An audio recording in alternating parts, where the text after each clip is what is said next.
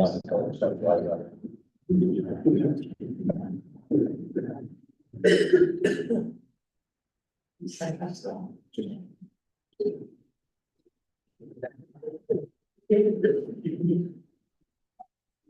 Morning, everybody. I'd like to bring the meeting back to order.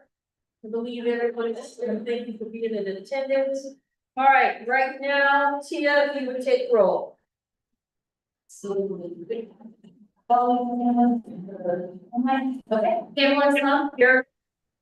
Ron Fowler. Linda Plaza. Here. Greg Malkovich. Here. Dave Penny. Here. Paula McNaught. Here. Christina Rocket. Wade Golden. Present. Brian Freeman. Here.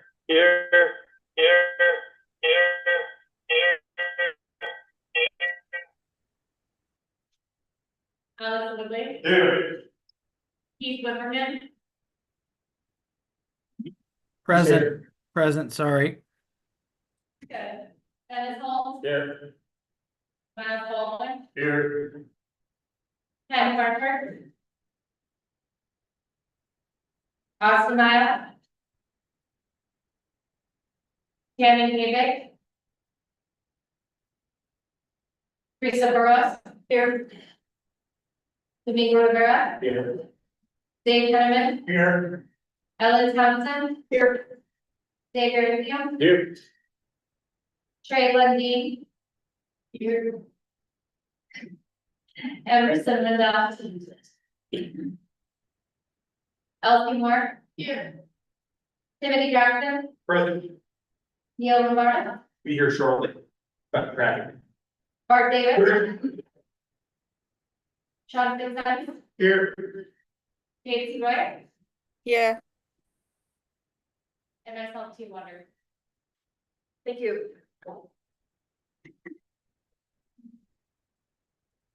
Before we go any further, I'll turn over to Mr. Jackson for some announcements. Thank you, everybody. Appreciate dinner last night. It was great. Before we move today, the plan is we're still gonna have lunch delivered around 11:30.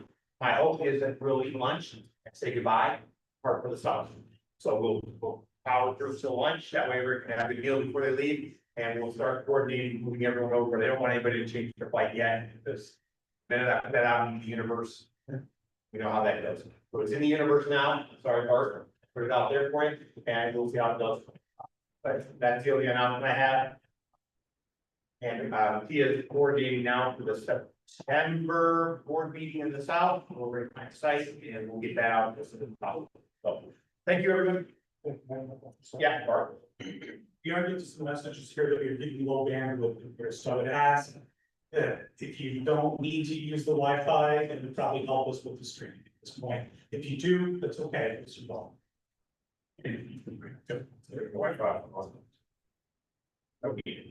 Okay, at this time, I'm gonna go back to financials. Please go to page 38.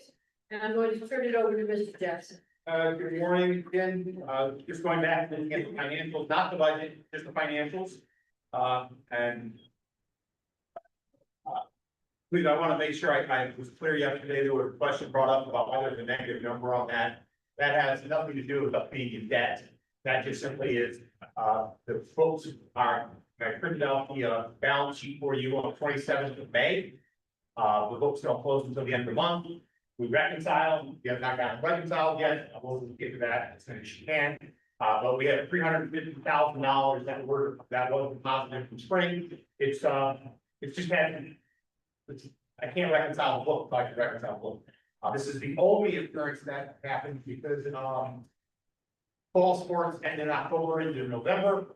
And you see that in both months, and then the board meeting in September will reconcile that. And spring sports or winter sports end in February, heading into March. This is the only time the meeting happens shortly after the end of the vote. So if there's any other questions, I'll be glad. We are not financially in trouble with that, as Wade pointed out. We have money in the checkbook and we're good there. Yes, sir. Are you also going to be able to keep the financial to this submitted? Do it first, with the second. Any questions, comments? Yes, Tom, is it or not? Just want to clarify, the financials are the balance sheet, this printout. Okay, that's what the motion is for. And so so if we deposited 350,000, what is the net? I'm sorry, what is the last? What is the amount that's in there right now? And with, I guess and- that's not- so we work from three accounts. Okay, we have a bank account with Heritage Bank. If I pull up Heritage Bank right now, that is our active checking account. There's a little south of $1 million in there. Do we have $1 million? No, that's around the 10, 30. What we do is at the end of each month, we get a bank statement from Heritage. We reconcile that to the QuickBooks account, which is where we manage the account. In the QuickBooks account right now, there's about $400,000 in the QuickBooks. Correct. When we reconcile it, there are $350,000 in deposits that are coming from ticket sales and revenue. That is in the Heritage account. When we then reconcile that with the QuickBooks account, and that number would then jump from $398,000 to $748,000. So we have about $748,000 of active capital that we're working with right now, to close out this year. What we have pending to pay is this board meeting, all of the travel, credit card purchases for the rooms. We have some official fees left to pay, and that's it. We're very close to having closed out this year with the Hall of Fame coming up as well, which is around $20,000. So we should be sitting with a number north of conservative estimate, $500,000 in cash before we even start next year. So, in that, like, when I did the budget sheet, I know it was different, that should be what you just explained, right? Yes, that's where the budget sheet, and I'm talking to Pam about this morning, the budget sheet does not line up visual nice with what the QuickBooks report looks like. We're gonna work on that, that's what Lori and I have talked about that, we're gonna work on that for this year, to change the way we present the budget to the board, so you can say, Tim, you paid $160,000 in security, where does that show up on the QuickBooks printout that you get us? Well, it doesn't, because within the QuickBooks printout, that budget amount is encompassing security, facility expenses, custodial, and all that. So we want to work on breaking that out a little more clear, so that everyone can see where we stand financially on a regular basis, as opposed to seeing a number that looks like this number doesn't look like this number. Why is that? The budget sheet is our guide. It shows us where we're coming in at, where we're at, where we're fluctuating. But that's why those two things, I don't like those visual appearances of both of those. To me, it should be able to look at the budget and say, okay, we're doing really good here, but we're not doing really good there. And I don't see that with that QuickBooks balance sheet. So I will work on that for the next year to make sure that the budget looks more like the balance sheet that we're seeing from QuickBooks, as well as the budget that the board approves. All right, thank you. Yep. Any other questions for the first and second? Seeing none, all in favor, say aye. Aye. Any approved? Thank you, you guys have it. Now we're gonna bounce over to, go to page 60. The budget.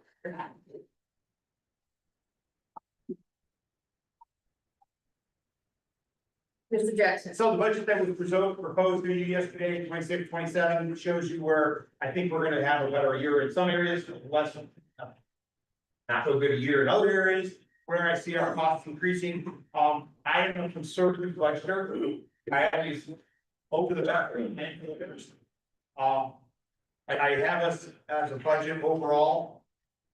Coming in, I believe, see there. About $71,000 less than next year than this year. Even with the increase in the dues, I still see our costs going up. And we have looked for ways, and we'll continue to look for ways to trim the budget. Some of our numbers in our budget, I believe we can even do better, and we'll continue to do that. But I'll take any questions you have about the budget. Oh, and please let the record reflect that Mr. Lombardo got it. Yes, sir, it is Thomas. Since homes. My next line of question, we'll leave it, excess. So this question, so are we approving, the budget presented to us is operating in the negative? No, it is not. It's the balance budget. Okay, that's. It's 71, basically what we're doing is we're using $71,000 less money than we used last year. You see what I'm saying? If you go to the last page. In 25-26. We budgeted out $71,000 more than we are budgeting this year. So I'm taking into consideration the reduction in the amount we're gonna generate postseason football. I believe we're gonna generate less revenue in postseason basketball, but we're gonna generate more revenue in our dues. So our budget this year is actually $71,000 less than this year. Okay, so I guess I'm some students, that column is revenue minus expenses. Yes, So if we take revenue minus expenses, then it's $71,000. There is $71,000 more in expenses for next year than there is in revenue. no, the other way around. 25-26, we saw $71,000 that we were using in our master budget. Now, that we will not have this year for 26-27. So there's $71,000 less budgeted money this coming year than we budgeted last year. Okay. So that number is just a subtraction of 25, 26, and 26, 27. Yep. So if you look at the bottom line on the last page, 25-26 was 2,577,455. This year is 2,643, $71,000, and I just said that backwards as well. I just said that. Sure. Yeah. So, okay, so then the reason that the box next to 71,000 revenue over expenses 26, 27 is blank because it's a zero. You're gonna have to do a zero budget. We're required to do a zero budget. Okay, so we are planning it to as a balanced budget, not a negative budget. Correct. Just less than just less. That's all, please, I'm thinking about, Mr. Jackson, you mentioned the increase in dues. Yes. Would you remind us more about the increase and how that's taking place? Yes, so last year, this board approved a 3-year increase of dues. Last year, it was a 50%, 50%. 50% was great. A 50-cent increase. This year is a $1 increase, and the year after will be a $1 increase. So we are raising the dues $2.50 over the course of 3 years. The board approved that, and it's been very beneficial. It's helping us offset our costs. But what we're also doing from our standpoint, budgetary wise, is we're still trying to trim our budget because we know costs are going up across the board for everyone. Right, well, we can maintain this budget and not go back to superintendents and ask for any more money for a few years. That would be ideal.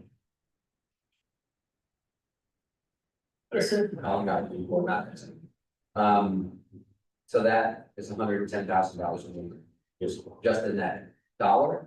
Sorry, which one's this one? Dollar. Yes. So we should expect the same increase next year. Ish. Yes. It's always remember that the budget, or your dues are student count from the state. That's done in September, October. And then our private schools are charged to have to report their numbers as well. And then we send those out. So every school in our association or district, CFD gets one bill for all their schools. And so those Washoe got their bills last Friday. For the next year, and they were based off this count, the state count, in October, I believe is what it.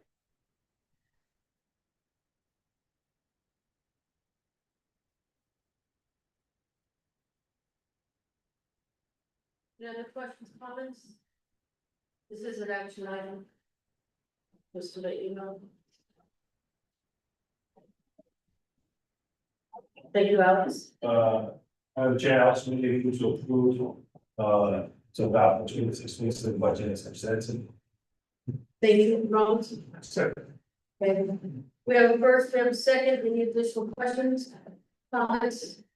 Hearing none, all in favor, say aye. Aye. Any opposed? The ayes have it, thank you so much. Okay, now please go to page 50. Brady, you're rep.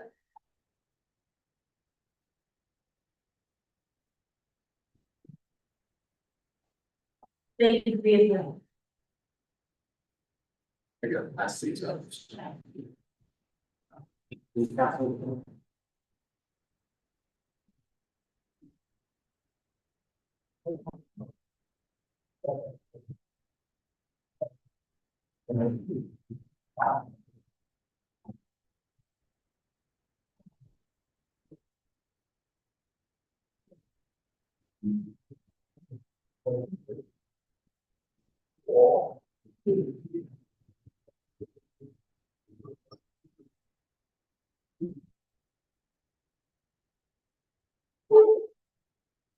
good morning, and those are coming around here. So, want to give an update on partnerships. On the first page, you'll see, where we're at for 25-26, and that's, you know, from our side, pretty much done now, so, the revenue, is right at 814,000.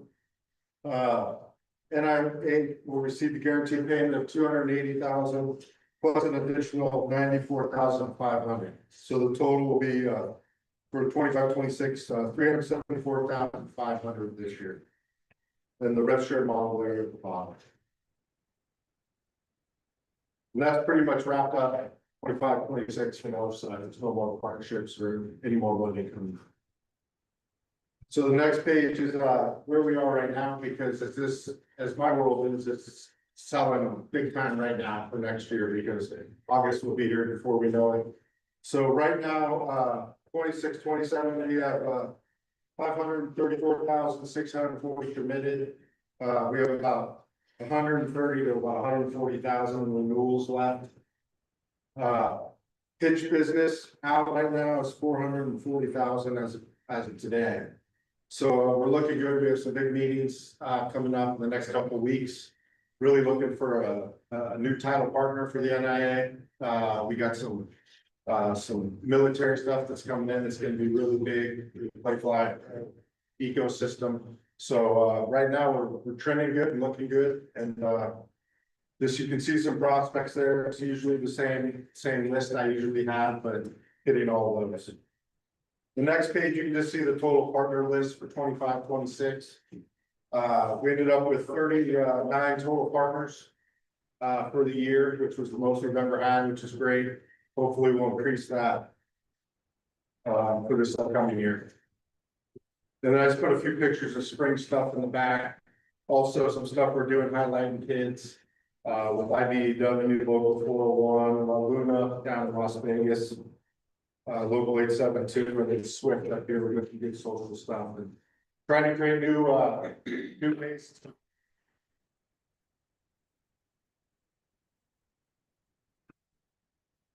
So just new programs, some stuff we're doing, and some stuff other states are doing, we're gonna implement here on the partnership side. Coaches in the classroom, some stuff like that, sports or school initiative, a lot of the stuff school, where schools can win money and stuff like that, so. Bringing some new stuff to the table this year, but that's where we're at right now. Brady, I see your partnership with 25-26. I see you on those deal in there. I think that's a pretty good thing for the Rebels fans, but. On your West Midland song today. They just have reached out many times, talked to a lot of people in this town, just haven't had that meeting yet with them, and haven't maybe run into the right person, but I'll continue to go down that road. Okay, so you ran into the right person. Who was that person that you know, as far as the department, I need a name or anything, but. No, UNLV, it was a partnership I already had, they represented UNLV. So there was a advertising agency. So they represent you and LV, so the money's not necessarily coming from, you know. I don't really worry about where that. So you need to get some connections to one person, you can get that, I'll help you work on it. No, that'd be great, that'd be great. All right, Mr. Jackson. I want to point out that Brady has really been trying to get UMO. He really has, and I can tell you for a fact, there was some grief when we hung a UNLV banner on a Northern Nevada school. And they were not happy. But at the same time, we were like, listen, this is great advertising for Brady to show that, listen, UNLV doesn't care where the event is, it's statewide. Right, but so he is trying very hard to secure that, and we appreciate it, because we know going into Mackey Stadium and seeing a UNLV banner, that brings a few eyebrows, to say the least. So, There was a UNLV flag at the Brown Star Stadium in the. There was. We have pictures. I need that, I need I don't know, and allow Joe, but let's just be honest, I mean, to me, where I come from, that's tantamount to hanging a Michigan flag on an Ohio State stadium. Rollins, it's moved the needle a little bit for sure. Lucas Weber, talked to me about it. So I got some phone calls around those banners, so it's definitely got some movement. I need that picture. I'll get it, I got it, I'll send it to you. And I would like to say thank you to Brady. The number I had on our approved budget was 74,000. Or 76,000, and now that number just jumped $18,000 and could jump a little bit more between now and the end of the year. So thank you for that. That's, I'm glad to see our register numbers starting to creep up. And we need to keep that moving in that direction. Alex, you have a part of? Yes. Brady, are any of the partners on this Feature 526 list, are they going away? Yeah, a few of them are going away. That's just part of the business, part of the attrition. I'm gonna go through here now, but I mean, I think E-Teams, there's a few companies like E-Team sponsors backing out of all their high school deals. There's a few on here that won't be back, but naturally, that's where all the proposals are out right now. You get a new business number, you gotta hit, and you gotta hit it, and so that's just the game. But I'd also like to thank Sean a lot for what he did in the postseason on the sponsorship side. Coordinating partners with the military and everything. We had a lot of military out. We had Raising Cane's came out. Our shirt, our merchandise partner had the best year ever. It was pretty amazing. He wanted to compliment the NIAA board and everybody. He told me to say that today because without like Sean and without the coordination and everything, a lot of that stuff doesn't happen. So really appreciate that and the whole staff. I really know it's a little off topic, but for those of us that attend a lot of the events for regional state, do you have conversations or do you have conversations with the merchandise guy? You don't have any, you have those conversations? On the periphery, I think Sean does. Or Sean, if you could ask him to have more personnel, you've seen these lines. I mean, those lines are outrageous, so, no, I know that's off topic, but yeah, we do have that conversation. Yes, Mr. McDonald. Not been for, and Brady, I appreciate the work that you do for winning money, so my concern, which is not a secret, lies more in the agreement and company, so I just want to make sure that this is preface my comments with that, like, these are not the right things. But I do want to make sure I understand, and the public understands how this works, right, so, the revenue brought in was 814,000, right, which means that sponsors gave a total of 814,000 to the NIAA, right, that's the way it is, I understand this. And 374,000 of that comes to the NIAA, right, so that means that 439,000 of the money donated, was happening, 450,000, does not come to them, right? Is that interpretation? Yeah. Okay, thank you. So, I think just want to make sure the public understands that you're hearing this for the first time, and that's kind of the way that unfortunately this works. The question I have is, and I just can't remember, have we reached the 900,000 to extend this term for 3 years? Well, we reached the 8. No, not yet. That would be, this year's minimum was 800. Right. Then it goes to 2031. not yet, 2031. 2031. So what is the length of time you're still bound to this for? We'll leave it another 3 years, 2 years, Until 2031. 2031. I got contract. I know, it's Yeah. 2031. Okay, If we hit $900,000 before 2031 or during 2031, then it goes to 2034. does it ever end? Does that, I didn't know that it keeps extending like that. 2034. 2034 would be like when we finally be able to get out of this. Okay, all right, that's just what I was. Okay, well, thank you. Again, I appreciate the work that you're doing. You are bound by the contracts that we have here. I think I would love to explore as an organization. If not saying, so thank you, appreciate this. No problem. That's it. Mr. Lawson. Thank you, Madam President. Good morning, Mary. Thank you for what you do. I have a question, from the ongoing address. I see here on Boston that under government, that we still have the suicide prevention, mental health. Is there progress on that? And the second part. Yeah, no, I'm still going down that road. The last year, they just didn't have, he couldn't sign off on it. I'm here talking locally with people here, anything there on the government side to get in. A lot of the other states are having a lot of success with the suicide hotline prevention numbers and different things within the government that I'm hitting roadblocks left and right trying to get there, but I have some good contacts, but have not had any luck. Can you share with us, like, what kind of program? What's that? What kind of roadblocks? What are you running into where they're kind of putting up a wall, right? Just getting hold of the right person. I keep getting pushed off to this person and to this person, so just not getting in front of that person. And also kind of part two of that question, so on the partners for 25-26, we have hometown health, and we have the lots of radios. I'm not familiar with hometown health, so they're not somebody, you tell me a little bit about them, they're not somebody that could help with mental health. No, hometown health here, there's insurance, it's like an arm of the non kind of insurance. I have no taken straight or have they been proposed in any way as far as the health? And they haven't do that. No, I I'm a great partners with the school district that help with a lot of the student loans. well, thanks for the information, because I'll definitely get a hold of them and ask for more info. Okay, Thank you. Thank you. That's all I have to do. Thank you.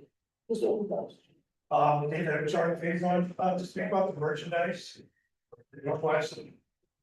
Great customer service, and actually, we just also have the shirt. So we, they hold it up. In a week, we had a shirt. What they're for, their house. So just. Yeah, I'll be honest, Northwest Designs, I mean, I'm happy we have them, I think they do a great job, especially what we came from, the Kukulskis did what they could when they were here, but I think we love the game and we're bringing a better products. And I just think that, yeah, some like cross country groups, movements. There are a lot of kids like wrestling, probably track. Having another guy dressed in shirts would be great, but We'll pass that along for sure, right, Sean? Excellent. Any other questions? This is only a discussion item. Any other? Brady, thank you as always. Thank you. It's Brady. And executive convention. I never. Did you get it? Only the city. Okay. Love you all. So cool. Oh, yeah. Okay, we're gonna go to item 24, you're gonna have to step in here. Okay, and discussion and action whether to direct staff for the board of governance. You will just publicly has to say that you're choosing to withdraw this, is that correct? Yeah, that's correct. Okay. Thank you. Oh, damn, it's for. We'll take care of it. I want you to know that that picture had been circulated among staff and the humor in it and the juxtaposition of Rollins is not lost on any of them. And It was if well taken photos. we can put some, I we went can to a read meeting. on the screen, you're talking. I sent it to you in RPD. We would like to really have this splash page for the website, but we thought we should really just pick one, and both of us try to focus on kids. Yes, sir. One more comment. Absolutely. 3A state football championship game between Churchill County and Willamette Valley was played at UNR's Mackey Stadium. And UNLV is one of the sponsors, and it was on the digital scoreboard. And so it said, welcome to, you know, UNR's Mackey Stadium, the UNLV was on the scoreboard. And me and Mr. Jackson has heard some of that. Great. Goals. Thanks, folks. Yeah. Okay, everyone, now to the page 178. We have a presentation today, a small presentation by Mr. Frank Slaughter. Sir, if you would please come in front, thank you for being here. Thank you for having on part. Okay, I believe you have a PowerPoint as well. Okay. And I'm actually going to turn this over to Mr. Jackson for the introduction. Well, I think she did a great job introducing yourself. I'm just going to say that your PowerPoint is on the screen behind you. Okay, we're trying to, go along. There we go. Okay, I'm building a CCSD pickleball velocity and intermediate sport. My name is Frank Slaughter. I'm retired and presently serve as the Vice President of the Nevada Assembly Legislative Forum. I come before you as someone who is aware and concerned about the path some of our students are on. As we know and understand, our environment is changing at a rapid pace. Our children are entering a world unlike the one traditionally us experienced growing up. The complexities of these changing world can be overwhelming. Social media, artificial intelligence will continue to evolve faster than many of us can adapt to. These changes can be significant. These changes can significantly affect students' emotional, mental, physical well-being. Activities such as pickleball can create spaces and to slow down time and give students a chance to engage with each other. And sorry. The agenda here is to promote varsity and intramural pickleball. And the reason I put them together, because when I was the UNLV boxing coach, we were able to implement intramural sports with the guys who competed at UNLV. It worked out well, it saved money and time. Students that came to the program, they didn't need to compete if they just want to work out. And then we had our competitors, as you guys and people know, we went against you guys a couple of times. One of the world champions, state national champions. A little bit about myself. Next page. Yeah. As you know, my name is Frank Slaughter. As a community volunteer, I have the dedicated time to serve in our community. A military veteran, I proudly served 2 branches of the military, stayed in over 12 years. As a former UNLV boxing coach, I contributed to the team winning the national championship once. We beat Reno. At the Missions High School, I established a Slaughter House Fitness Room and a hydroponic lab, which provide credits in physical education and science toward graduation. I also established a award called the Student in the Game, which is for excellence in athletics and academics. But at the mission school, these kids were struggling with sobriety. So what we did was I gave it a yearly scholarship. The kids pick it up. They find the kid that mostly is so sober, good grades in attendance, and likable. I've been doing that for 3 years. It's called the Student in the Game Award. You might see I guess it's one that's but that's okay. A combat sports advocate. I work alongside UNLV law schools to advocate for increased insurance coverage for injuries sustained in the ring, so that our taxpayers wouldn't have to pick up the tab when promoters walk away from the responsibility. I helped 2 fighters get back to the country. One guy, Joseph from Uganda, was left on the street.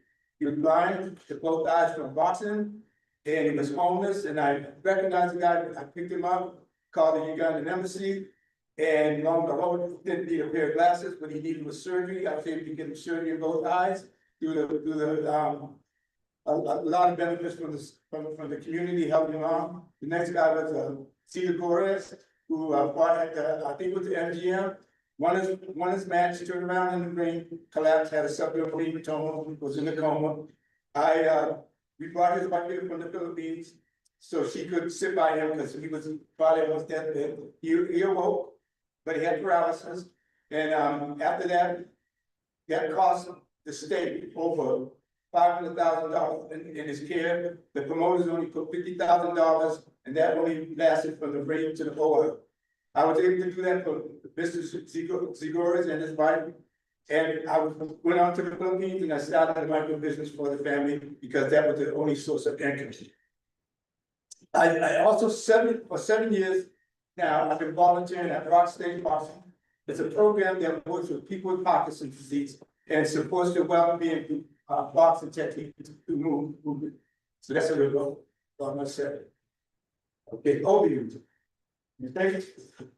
Today's students are increasingly experiencing social isolation due to excess screen time. We know that, which can lead to a feeling of loneliness and mental health problems. Many students grapple with social anxiety, a lack of confidence, and a sense of not belonging. Schools need to be more accessible with low barrier activities that motivate engaged students, foster confidence through interaction while building a sense of community. In my experience with adult pickleball, I observed that I just started playing 4 months ago, but I observed that it's accessible activity. I observed its positive impact on adults, and I believe that same positive impact can be translated to our today's teens. Next page. Has anybody here ever played pickleball? Oh, there you go. So as you know, pickleball is more than just a sport. It's an inclusive, stress-free activity that promotes both physical and mental wellness amongst the people that play, correct? Okay. As a varsity or intramural sport, pickleball encourages physical movement by reducing stress and supports mental health. Pickleball promotes social interaction, teamwork, communication, and encourages relationship building. And for those who play pickleball, you just meet somebody that day, and all of a sudden you're playing with them, in a few minutes you might even exchange phone numbers. Kids can do the same thing. It's accessible to all ages and athletic abilities. Easy to learn with simple rules that most students can pick up in one session. It creates a welcoming environment for students who may feel intimidated by highly competitive support programs currently at the CCSDs, like football, basketball, but they can play pickleball. Lowers the barrier for participation and encourage confidence, inclusion with consistent involvement. Supports team building skills and positive peer interaction. A low-cost activity requires minimum equipment, primarily net paddle ball, and a comfortable pair of athletic shoes. Pickleball provides fun, safe opportunities for students to stay active while building healthy habits. Okay, next page. So, benefits of pickleball. It's accessible, it's social engagement, and mental health. Pickleball is one of the fastest growing activities in the world, and no doubt it's going to be a collegiate sport.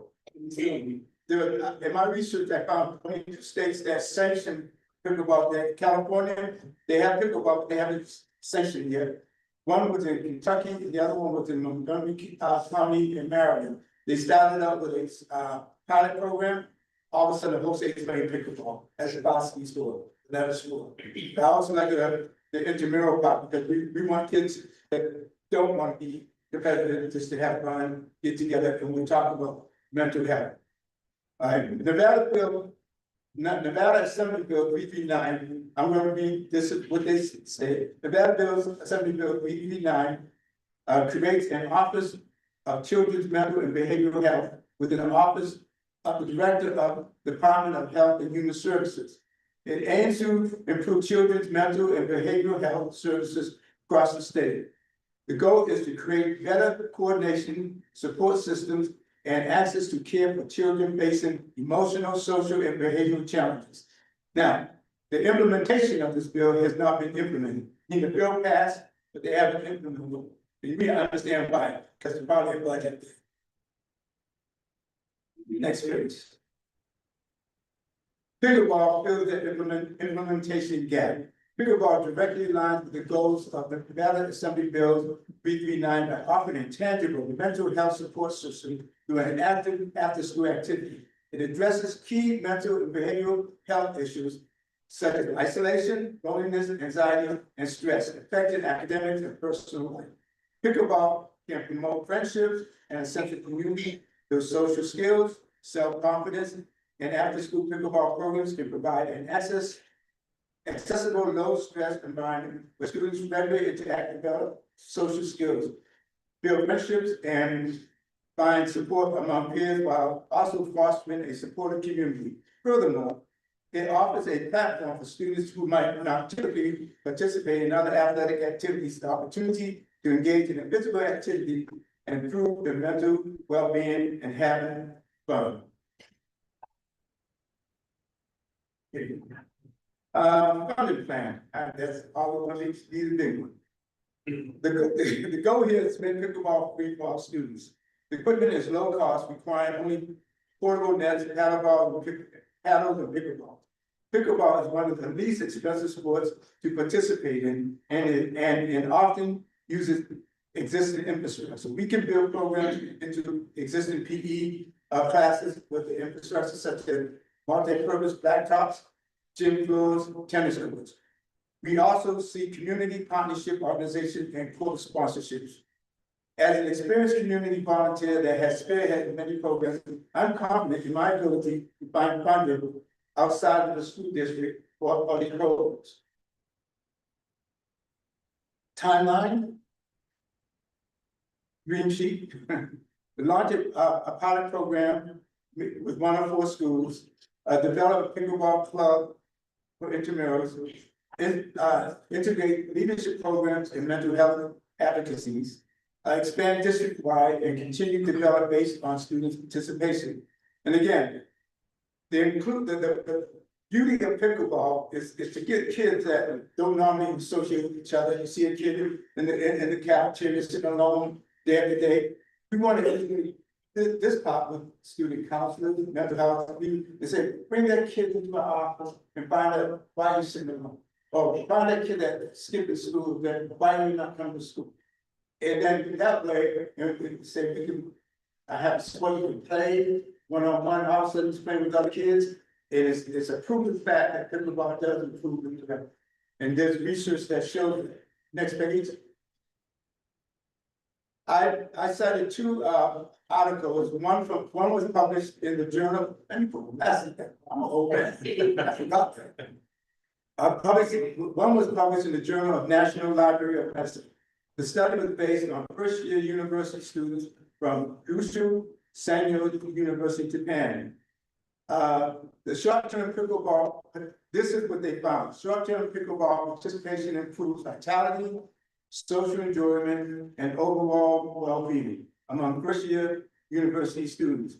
Benefits were observed across physical, mental, and social domain. Pickleball shows promise and accessibility and social engagement activities for students' health. The only problem with this study, there was 106 kids. They were divided up in gender, so we're talking about small population sample size, so the standard deviation really didn't matter. But the overall, what they got out of it was the fact that it did improve their mental health. And when we talk about first year students in Japan, we're talking about kids from 18 to 19, pretty much where we have our seniors here, 18, 17. And the other journal was published in the Canadian Journal, Leisure and Leisure, which aims to present a diverse collection of scholarly papers. Third study concluded junior pickleball players report that the sport was fun, provided mental health benefits, including reduced stress, improved mood, higher self-esteem, strong social connections. The greater frequency of playing was associated with the greater mental health benefits, suggesting pickleball is an accessible activity that supports well-being while fostering family involvement, friendships, and social engagement. That is, and that's questions. That's many questions. Thank you. Thank you again. Thank you for the presentation. You're welcome. I see that your presentation was for CCSD and real sport. Yes, What we deal with at the NIAA board is safety sports, or after school sanctioned sports. I'm Pam Sloan, I work for Clark School District. excuse me? I'm Pam Sloan, I work for Clark Yes. School District. What I can do for you is this, and I think this is the direction that you should go, number one. Is that if I can get you contact information, I am going to get you in contact to the academic side of the house, because you wanna add this to a PE program, and I'll get you in contact with that individual. And at the same time, if you start this in a PE class and the interest is there, then the school then can start it as their own intramural program. We don't oversee what we do at the board is not necessarily intramurals. So I think that would be your path to go. Again, I can get you contact with the academic side of the house, PE, the school side to do the intramurals. And I think that would be your first steps. I think you're correct, but also, I'd still like to set classes for those athletes that are really good at the sport. And maybe like, Montgomery County County, they have a pickleball program, the same as the schools in Kentucky. California is looking at it, but right now it's not sanctioned. And I think right now this would be a great introduction. Yes, And you're absolutely right. Pickleball, what do we got? Pickles and chicken or whatever that is in Vegas. It's an amazing place. I've been there. And I think it is a fast growing sport, but we have to build it within. Yes. And I think this would be a great path for you. matter of fact, Chicken and Pickle has offered me a venue when it comes time to raise funding. It just gave me a venue. I contacted Andre at the Foundation, they will be back, they're very positive about what I'm going to do. And that's just, just right now, I know I can go further than that. Yeah. As this grows. And a lot of sports that we end up approving, we build on the, Yes. to make sure the interest is there and the numbers and so on and so forth. So, no, I truly appreciate this and I do support this and I think this would be a good path. Well, thank you very much. Absolutely. Yeah, so I can get his contact information. I'll give them chips. Oh, that would be great. Yeah, if you could see Xavier, Mr. Appian here works with me. So he can provide that information for you before you leave. Oh, thank you. Excellent, Chip. Yeah. Yeah. Yes, Mr. Lawson. I wanted to thank Mr. Slaughter for this presentation. I think that was a lot of work and have you, with your experience, I've never played pickleball, I've been aligned with a lot of clients, I have a lot of friends that are very involved in it. Do you see in your experience a lot of young people that are already playing the sports, like recreational? Yes, that's a good thing about pickleball. When you go to Chicken and Pickle, you see people of all ages, all sizes, and it doesn't matter.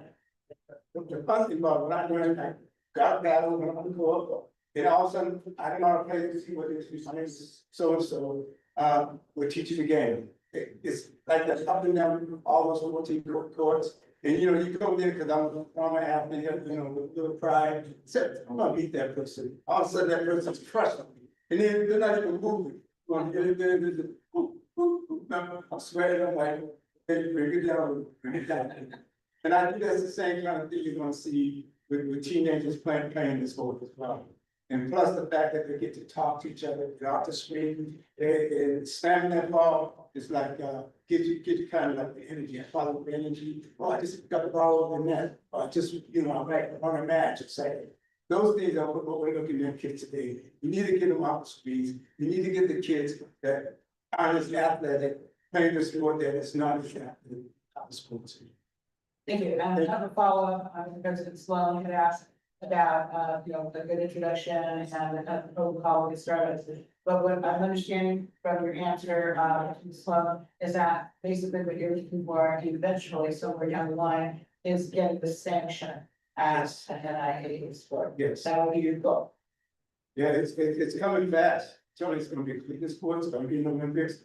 And we need to get on the fast track. We need to get before California gets their sanction. Yeah. Thank you so much. And you did mention something about Kentucky, I do believe recently, Kentucky just sanctioned Yes, it is. pickleball. Only two schools in the two states football. Kentucky. It's up for, because we did the same thing with flag football. People thought we were nuts when we said, hey, you want to do flag football? And it took us, just within CCSD, about 3 to 4 years to make sure the numbers were there. We had 3 levels before we presented it to the NIAA for full sanction. So there's always hope. Yes. First of all, I want to thank you so much for your service, not only to our country, but for your community too, which it seems like you made a really big impact. I think a good idea for this, personally would be our level. So going straight to the school and then going to their student councils, because it seems like you want this to be very like mental health awareness and bringing it to the students who may not be as involved. And if you go to student councils, you live in Vegas. Yes. So say we go to the NIAA liaison, which is my role for Vegas, the upcoming one, and I can make in contact with him. We can get a like club going on in like those Vegas schools at first, and then maybe get some tournaments going on. But I think that would be really successful to start is going directly to the students, because that's what they did for boys volleyball to start, which just got sanctioned in Vegas too. So if you want to, Because of the two-pronged approach. Of course, we want the kids to get out there, being active, getting these, you know, the cardiovascular, the system built up, but we also need to move the health aspect. When I looked at the, then when I volunteered at the mission student, this is what I saw with the kids. Get kids together, get teenagers together, step back, let them talk. I also was a counselor years ago. But if you get the kids together, my thing was, they came from all kinds of different homes, broken homes, and the parents were alcoholics, and this, whatever your parents were, you know, at some point in life, you gotta be accountable for yourself. And the other thing, you find out that you're not alone. You find out a lot of times, home life is not as good as you want it to be, but you get my kids to say, oh, I got the same thing. You can think that's what the problem. You know, the social scene like this. Okay, all right, good suggestion. Sir, I want to thank you for your time and presentation, Mr. Anthony. If you can, please share that information with me, I'll get that to you right now. All right, thank you. Thank you, thank you. Thank you. I gotta be careful, the side conversations are getting picked up. So because of not that she said it for really participants with me, it's bouncing around like crazy. Viewer. Thank you. All right, we go back to order. Let's go to page 139. NIAA Spirit State Championship. Morning, Miss Sidler. How are you? Good. Good morning, everybody. So for this, it's just an overview of where we're at since our last meeting. The NIAA Spirit Committee met on 2 occasions since April's board meeting to begin the planning process for the state championship. We also did survey all member schools regarding their anticipated participation in the event. So you'll see just some details of where we're at as far as the date. We initially had surveyed everyone on a 1-day, Saturday, March 6, 2027 date for the event. However, we had a ton of interest, which is a good problem to have. Sorry, are you good? Yeah, we're good. Okay, sorry. So we would have had, based on the number of schools interested and the number of competitions that in categories that they'd be interested in, we'd have over 200 performances, which is just not plausible. It'd be like a 16-17 hour day if we tried to squeeze it in one day. So we're looking at now a 2-day event starting Friday after school hours with the dance categories, which are fewer, and then the cheer categories on the next Saturday morning throughout that day. And so these dates were basically chosen to coincide with the initial plan for sanctioning in the winter season. It's also in a way to avoid any conflict with multi-sport athletes, since it is not a sanctioned sport for the next year. We want to ensure that our winter athletes are able to both participate in their winter postseason if they make it that far, as well as participate in a cheer or dance event. So we didn't want to have any conflict there. So we chose to go with a date that was the weekend after winter postseason concludes. There's also many other events that our dance and cheer athletes are competing in prior to postseason beginning for winter. So we didn't want to do it earlier, like in January or the beginning of February, as that would interfere with a lot of those events. So the date that made the most sense was very beginning of spring season after postseason has ended for winter. Obviously, after school Friday, we want to try to reduce any time out of the classroom. So we chose that date to try to lessen that blow there. And then Saturday, obviously, no school. As far as location, we are planning for the inaugural year to be in the South, and that was based on the survey results of 43 out of our 66 schools that wish to participate in at least one category being in Southern Nevada.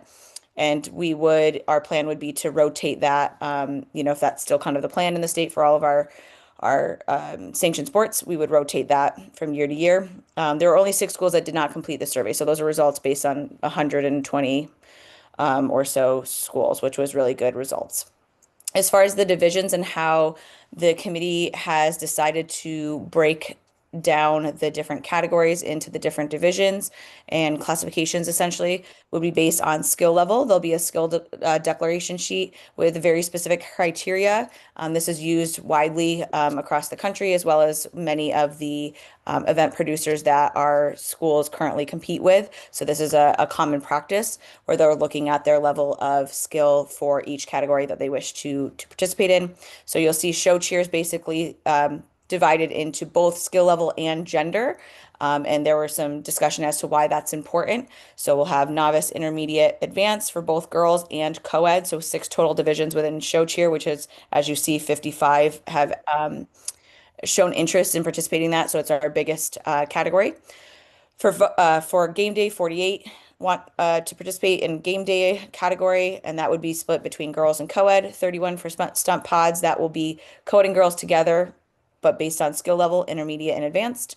Dance, the 2 categories, pom and hip hop, again, both just divided by the skill level. So co-ed and girls would compete against one another, 38 and 37 respectively for those 2 categories. So a lot of interest, which is really good. As far as additional topics that have been discussed over these meetings and meetings prior, when we were, working towards full sanctioning, are all listed there. There's a lot to consider. So we're working through all of those details currently. There are several schools that have expressed interest in hosting. So we'll begin working with them and finding the best fit and for the size of the event and making sure that we can accommodate the many schools that are going to participate. So there is no qualifying or regional or anything for this upcoming year. Everyone that wants to participate will be able to participate, so that we can have as many schools as possible participating, as well as just kind of getting a pulse of where we're at in the state to be sure that we're using the right criteria and everybody is competing where they should be, and that will help guide us for the future. And then on that last page, the bottom of the last page, 141 is just, again, the committee members that assisted with this information and that we will continue to work with. Just as a moving forward, so from here, again, we'll continue this process. We'll start working with the schools that have shown interest. We'll solidify a location. And we will be planning in early fall before the September board meeting to do regional meetings to discuss more of the regulation side for the possible upcoming year with full sanctioning in 27-28. So it's kind of a separate conversation and a separate thing, but this is just to give you a heads up of where we're at with the state championship as of right now. And then the sanctioning side of thing with the regulations and all of that, we will continue that process after we meet one-on-one with schools and coaches and administrators and really hear what everyone wants in the state so that we know that we're on the right path. Thank you, Kate. Keith, you have your hand up.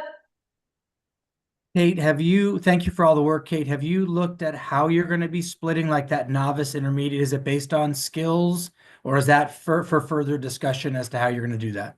Yes, so it'll be based on skills. We kind of have to decide first if we are going to be working with any event producers because a lot of them have their own criteria already in place. So we'll be Yeah. either using that or using those as a guide to create our own. So yes, it will be Got it. based So, on skill level, so sort of yes, but we don't know fully the completely. specifics of what that would Understood. look like. Yep, Thanks for the work, Kate. Kate, I know there's a lot that goes into this. Yeah. Thank you very much. Appreciate you. absolutely. Any other questions? Yes. In schools without sports participate, like no encourage ECTA, like schools that don't really have some schools that they should have cheer, it's still above. And those participate in the competition. Did you hear that, Kate? I didn't. I'm sorry. Can you just recap? Just schools without sports, but still the cheer and dance, like their schools participate. Good question. So you're talking about like tech schools, non-NIA member schools? Is that what we're discussing? So, okay. So because this is now an NIA state championship, this event will only be available to those that are NIA member schools. However, because the sport is not sanctioned, non-NIA member schools that currently compete in the regular season, just, competitions that are happening in our state can still participate in those currently until and if this becomes a fully sanctioned sport, if that sticks for next year, 27, 28, they will no longer be able to compete at all in any NI sanctioned event regular season or postseason. So yes and no, they can still compete this year and everything else. This event though will only be NI member schools. Question. Anybody else? Anyone else? Kate, thank you again for the work that you and your group have put into this. Thank you. All right, we're gonna move on to item number 27. That is on page 142. This is the Sunset Committee report. Good morning,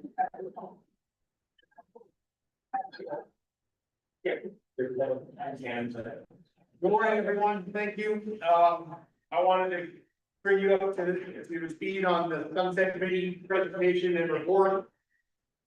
We've been handed as a package of information. The front page is a review of the meeting and the hearing. President Sloan, myself, Assistant Directors DeGroy and Legal Counsel Roberto were all at the Sunset Committee on May 22nd. We had provided the Sunset Committee with a comprehensive document that outlined the crucial duties and responsibilities of the NIA. That is included here. You can see what we submitted to them. This is the information they requested from us. It includes several areas of discussion related to interscholastic activities, our governance, student access, impacts on our member schools. They had additional questions afterwards, potential policy considerations, future collaboration with the NIA regarding college topics. These are the big points that we saw come from this hearing. There was a lot of questions about our coaches' education and student protection. Whether the importance of expanding the coaches' education and professional development for our coaches was a topic of conversation. Ensuring coaches receive consistent and ongoing training regarding professional boundaries, reporting responsibilities, and student welfare protections. Access to public school facilities and postseason costs, they had a lot of questions there. We talked about the adequate facilities of schools. Public facilities built, maintained through taxpayer funding, and then costs associated with those to us. Community-based approach for facility access, we stress the importance.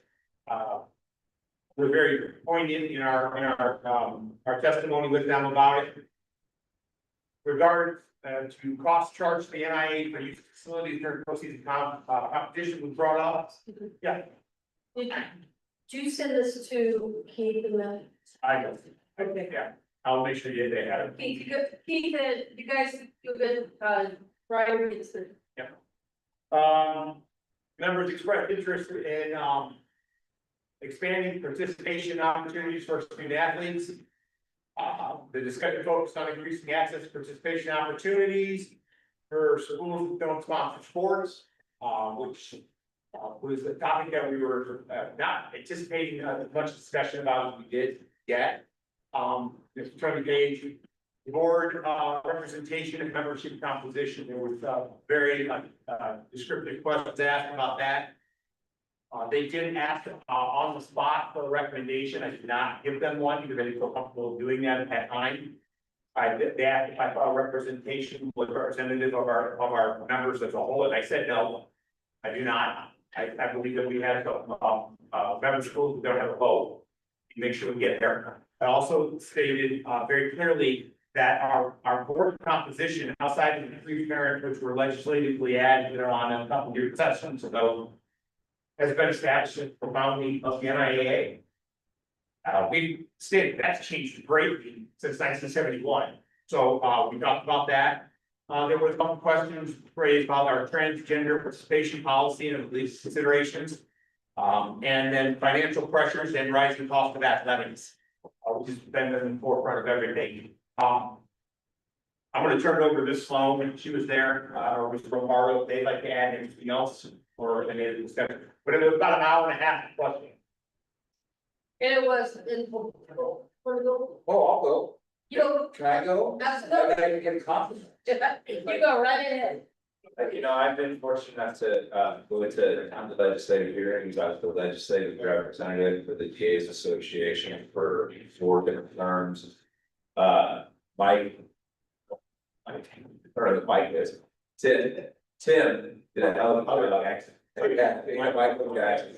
Tim was awesome. Pam was awesome. Kate was awesome. They really represented you all very well, and represented the NIAA very well. They were forthright, transparent, and upfront, and very responsive to the legislators. And I will share that I sat on the plane with the LCB lawyer, or I stood in line with her as we entered the plane, and she was very impressed and did an excellent job. So I thought that would be important for you all. So I just wanted to share that. Good job. Yeah, Tim. I think the other part of it too is that there's so much that they don't know. And I think it was well done, they got an education. And I think at the end of the day, it was really positive. I don't think we anticipated that, but they asked a lot of good questions, the funny questions, you know, and participation. They did question about the makeup of the board, because as Tim said, that was established by student population, but I don't think that regulation has changed or those positions have changed since then. The only thing that has changed, legislators came in and said, you're gonna have 3 parents now on the board, and they did have a little chuckle when they said, Mr. Jackson, your board is 12. 12 members, how do you get anything done when it should be an odd number? You know, it's always been a number. So that has changed. Mr. Jackson was asked to take a look at that, the dynamics. And I will be honest with you, they spent a lot of time on that, and it was pretty much alluded to. Mr. Jackson, you need to take a look at the dynamic of your board, make some potential changes, or that was alluded to. So that's gonna be some good conversation going down the road with board there. And I will tell you, I did not believe that was the only time we will be in front of the sunset committee. Yeah. I got the impression they'll be called back. They didn't say that, but just the line of questioning made me feel as if they really wanted to look at us very closely. There were some shock factors for them. Ms. Sloan was very poignant when she said that they had a little bit of an education. One, they did not know we received no government funding, no state funding. They were like, how much funding do you get? And I walked them through all 3 of our revenue streams. I was taken aback at the fact that they didn't understand the reliance we have on gate receipts. Because that was a question as to why don't we just give the schools our gate receipts to host events, which would be phenomenal. That would be great. And it's cool. I don't know, like in Durango High School, when I was there, we were hosting everything, because we got all gate receipts. But we were walking through that, so there was an eye-opener, there were a few eye-opening moments from that perspective. I think we're going to see a new round of questions from our direction. But I don't think it's gone away in any way, shape or form, not that it needs to go away. I think if anything, we're laying the groundwork for the next legislative session to move forward with. These are the things we need the legislatures to, the legislators to address. Because what we cannot have is one single voice. Is the only voice they're hearing. They're now hearing ours, and I think they put a name with a face of our organization, so that we now know, they now know, this is the NIAA body. This is what they do. We need to look at them very carefully and see how important they are, because we are the only entity in the state. No other, we can't be moved into anywhere else. Nobody else does what you do. You're it. And I guarantee you the Department of Education is probably looking at us, going, no. They're okay where they're at, leave them alone. They don't want to roll us there. So I think it's very eye-opening, but if there are any questions or any, yeah. Yes. Rob Stahl for, are there any other state athletic associations that are or have been coming in from the state? No, right now, there are none that I'm aware of. I've asked that question numerous times, that I'm aware that they're in any direct funding for operations. They may be getting funding for other aspects, but direct funding for operations, not that I'm aware of. However, there are numerous states that are being absorbed or taken over or replaced by their state governments. I will tell you that Oklahoma very publicly had their governor state that he wanted to get rid of the OSAA in Oklahoma and had not talked to the Oklahoma Association. They were shocked. And so they opened that dialogue and that's going a different direction now, from what I can gather. I believe South Carolina is in a situation where their state is stepping in. And there are a few other states that are also being impacted. I think one of the most important ones is to watch. I've heard people talk about Florida. Florida now has a board that is appointed by the governor. And they not on their membership. The governor appoints so many seats. And so we're monitoring that, we're keeping an eye on that. I think once you get into that bureaucratic level of government, I think you lose the individual people who have the boots on the ground with their schools. So we're watching that very carefully. Mr. McDonough.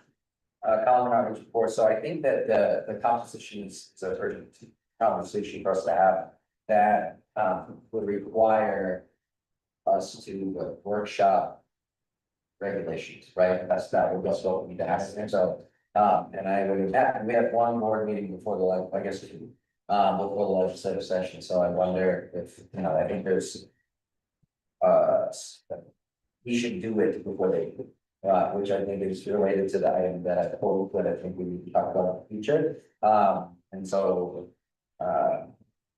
suppose we can, I'll put that as a request for future items, but yeah, I think we need to do it before they do, and I think we need to look at it. First of all, we need to be odd.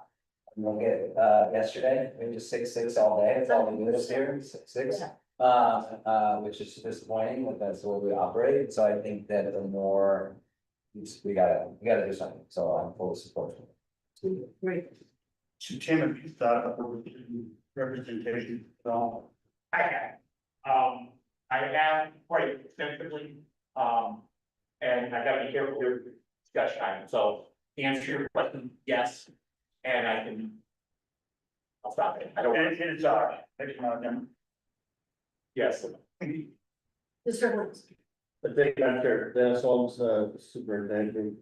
Mr. Jackson, one sentence that strikes me, if you can maybe expand on, additional concerns were raised regarding costs. Can you expand on that a little bit?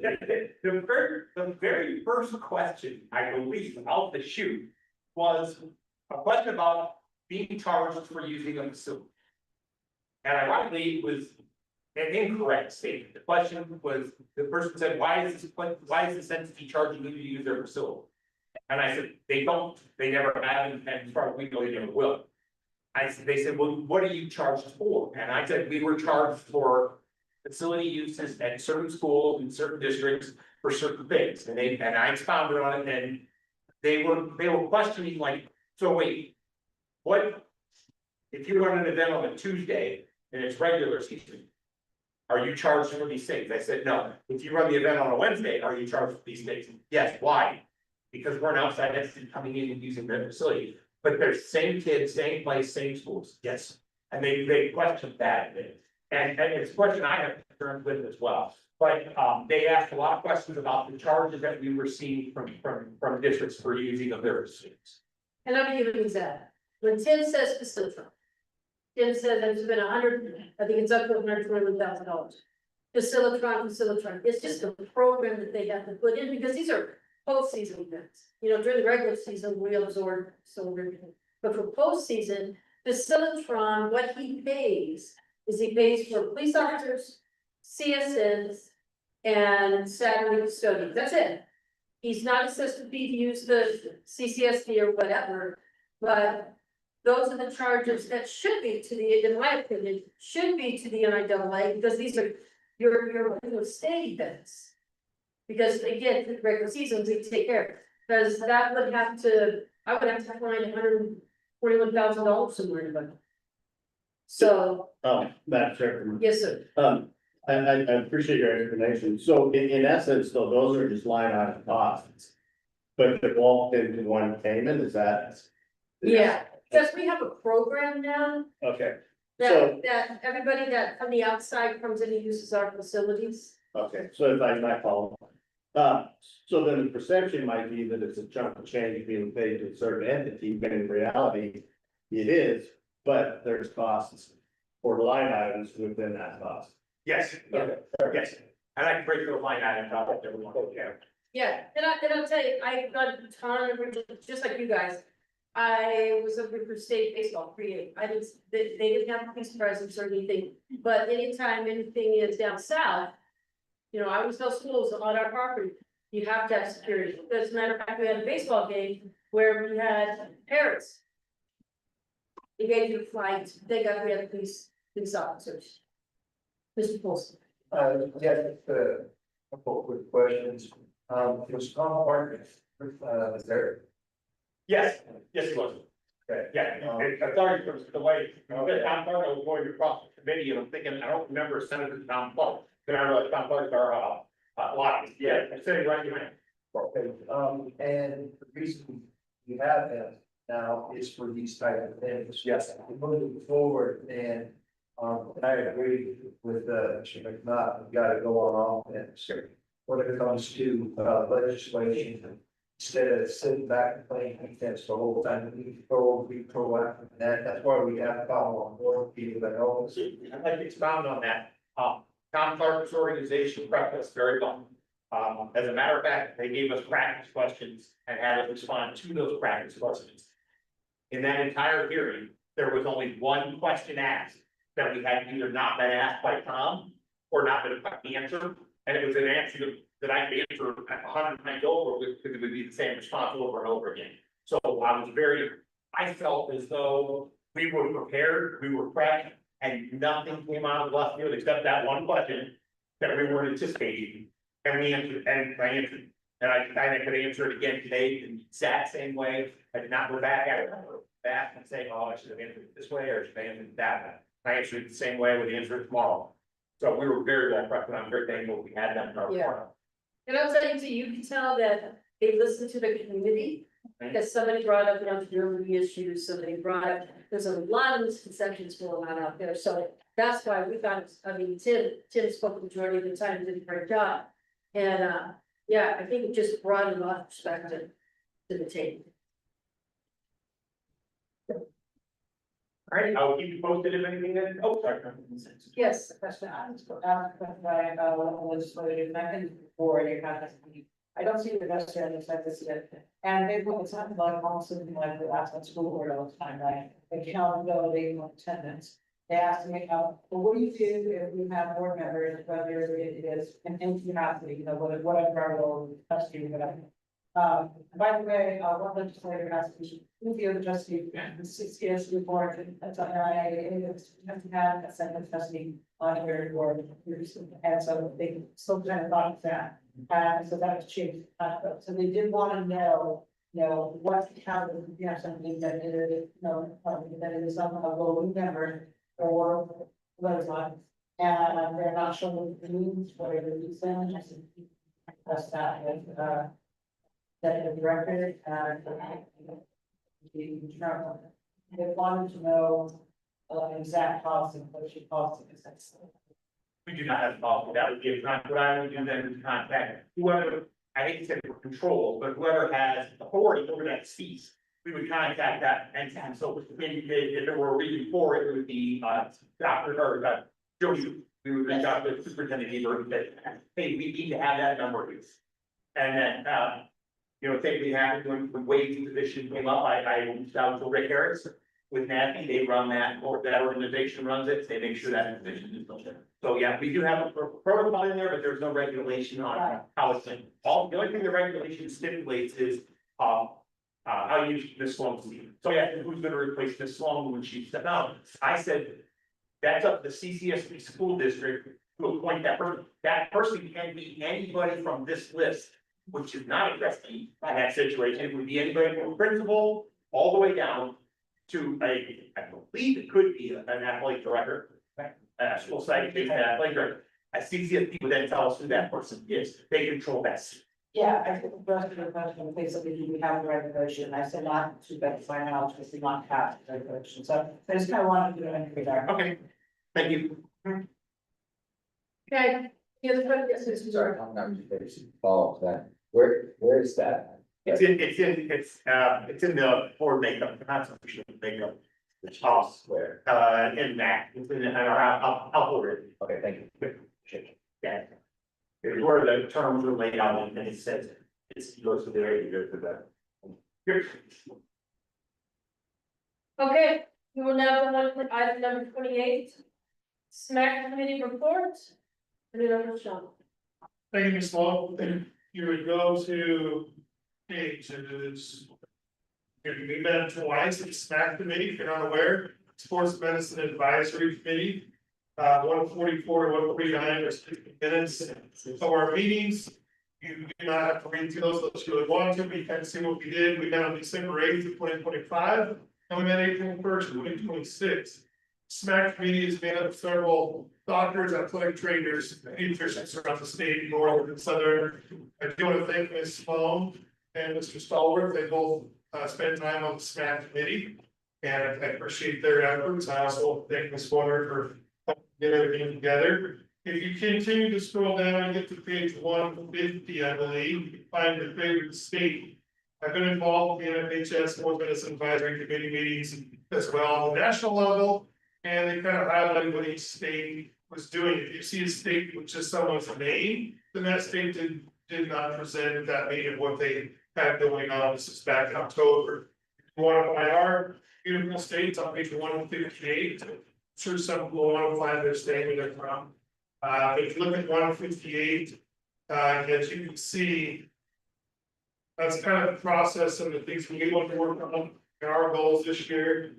And as you look through those later or even now, we're ahead of a lot of states. I think, in my opinion, we're also on par with several other states as well.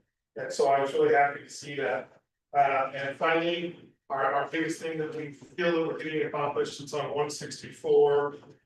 And it was the DAP or emergency action plans. And I heard that brought up a little bit yesterday in the meeting. And it's emergency action plans, it's gonna be a heavy lift. We want to get an actual EAP that will work for rural schools, urban schools, big schools, small schools.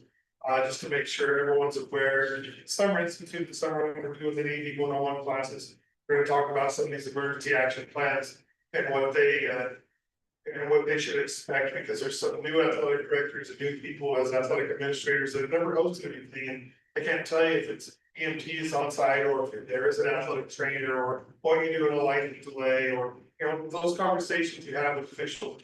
Some of you around the room have lived this, you've done this, it's old hat for you, you're not here to say, yeah, we get it, but some people don't. So my goal is to get this emergency action plan and get the SMAC committee to hopefully push it through. And again, it's really tough coordinating, and Mr. Stallworth, Ms. Stoll today, coordinating all these people that are doctors and athletic trainers, pediatricians and sports medicine people that it's very difficult on their schedules, they have their own plans, so I appreciate all that doing that.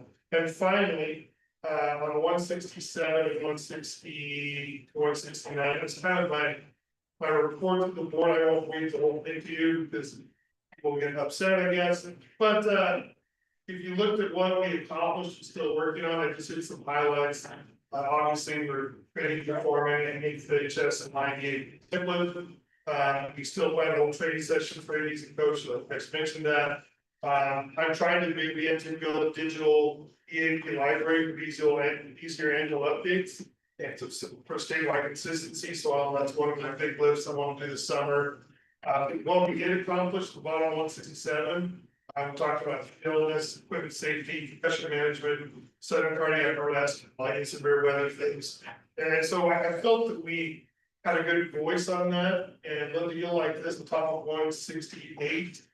We are addressing things like mental health professionals and better access for our student athletes, especially in the rural areas. And so we feel that was important. Talked about health and reconditioning. We're planning statewide sports medicine roundtables for the next year, and just trying to get everybody on the same page and keep the communication lines open. So the final thing I'm going to say is on the bottom of 168. Those are some of the goals that the committee that I want to steer the committee since I'm chairing it. But I want to kind of do for this next school year, as you can see, give people more, funding for AEDs in these places, and where are these AEDs at, and where can people access them, and just continue to advocate for increased support of rural schools in the future. NIAA planning. And I just, like I said, it's my first year in as chairing it, Mr. Jackson turned it over to me, and I felt that we accomplished some things. I'll end with that. Ms. Sloan, Mr. Stallworth, if you have anything to add your time with this man, great. Thank you so much. Yeah, I'd like to add that. A great job done. By Sean. What's interesting here is that the committee itself is a phenomenal committee of health professionals in the northern region. And I think there's some southern officials on there as well. The complexity of this problem, or this issue with our state is that you have our county who has basically ATCs at every single school. We have basically. Yes, and they're pretty well equipped and organized, and they got them all over. In Washoe County, the second biggest school district in the state. I think we have 9 or 11 schools, or 8 of our 11 schools have ATCs, and then we have medical professionals in those positions that don't have an ATC. But then on rural areas, and it's a free for all out there in terms of what they're trying to get, what they're trying to achieve, and all of this. And so some of this stuff that we're doing is handled very easily by Clark County and Washoe County, which you get a rural school out in central Nevada. It's really difficult for them to meet some of these needs and requests that are out there. And it's pretty cool to watch this committee say, hey, I'll make a call, see what we can do to get somebody that you can contact or help you out or assist. So the networking with this group has been absolutely phenomenal with really assisting those rural areas and those schools that are outlying throughout our state that don't have the resources that we look at in Clark County, Washoe County.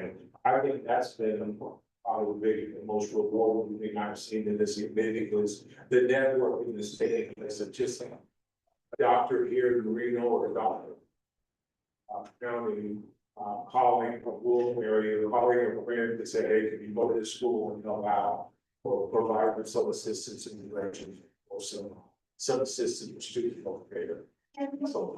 Yeah, I just wanted to do things, those emergency action plans. I know that because like Roland said, we're really blessed. And by having an athlete trainer at every one of our schools, during the course of the day, schools have emergency action plan. But once that bell rings, do you have emergency action plan for athletics and activities? It's not just heads for fine arts. You know, and so when you have conversation with schools, please include them. We are very blessed because the two training services that are providers, they have an after-school prep and they tie in with the others. That's key. And also going forward, when we have conversations, I just have to throw this out there about how we're conditioning. I know it's football, but we have learned that we condition on the cross elements. So that needs to be, and we're very fortunate, we work with Rydell and they are going to be able to accommodate that as well, but I cannot stress the emergency, the thing about the emergency plans. So, any other questions, John? Thanks, yeah, and then if you look at the top of the page, 167, the emergency action plan, it wasn't like we had to reinvent the wheel, we found a lot of stuff with Corey Stringer Institute. I think we're speaking that vision. So many people around the room know about Corey Stringer incident that happened, so it was interesting to get people's input, like someone said, during the school day, it's a totally different thing. After school, we have staff, teachers, and educators that may not know athletics as well, so we're trying to train these folks on the emergency action plans, and this summer I'm trying to use this uniforming emergency action plan with my CNA certification, so there's lots of. Good for you. Any other questions, comments? Yes, Mr. Boston. No questions, I just wanted to commend, Sean Porter, did a great job. She thinks that really stood out to me throughout the entire department, is identifying gaps and consistency for all areas, everybody. So thank you very much. Thank you. Okay, we're going to transition to item number 29. Let's go to page 170. The Assembly Bill 184 transfer. I'm turning it over to Mrs. Gordon. Thanks, Pam. This is the last report for AB 184, mainly because the hope is at this June hearing that our one-time transfer will be implemented, and then the data will just be a bit skewed as far as what is AB 184 and what's one-time transfers. So just as a heads up, this is the last one. As you saw in previous reports, I just put the postseason brackets and results for that last season so that you can take a look at those and make any judgments based on anything you see there, any trends. As far as the transfer data, so under section 7, that's where we have the two main areas we're looking at: the lottery system transfers at any grade, and then any transfer that's not a lottery system prior to enrolling in 10th grade. Our final numbers were 528. And you see the breakdown between the charter school lotteries, the CCSD lotteries through COSA, which will now be open enrollment, and then school of choice with Washoe and the numbers there.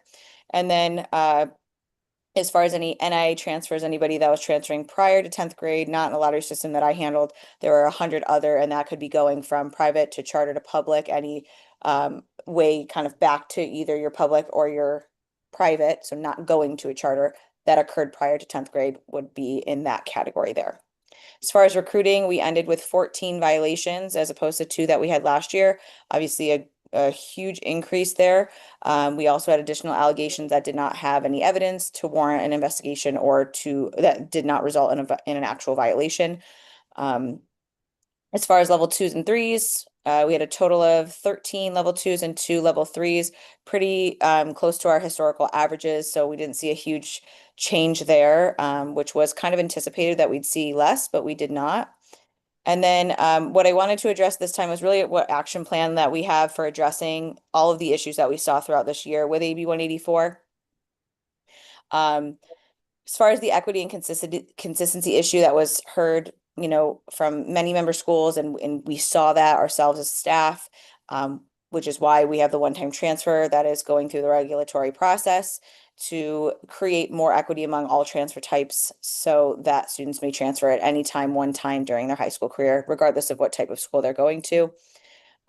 There was no defined procedure for level 3 appeal hearings within AB 184, but we did create a regulation that does give some structure to that mirrors very similarly to what we do in a level 2 hearing.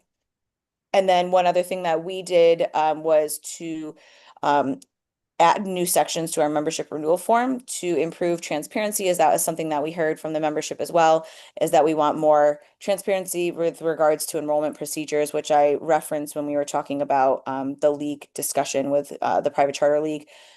Many of those changes are to just give more transparency as to numbers, wait lists, caps, all of that, so that we have that to look at for any trends there.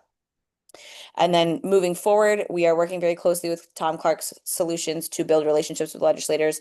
And we really hope to have some bills drafted for this next legislative session to assist with amending AB 184 to ensure that it is more consistent with our regulations. And some of those items are listed there. So there was a lot of loopholes that we saw.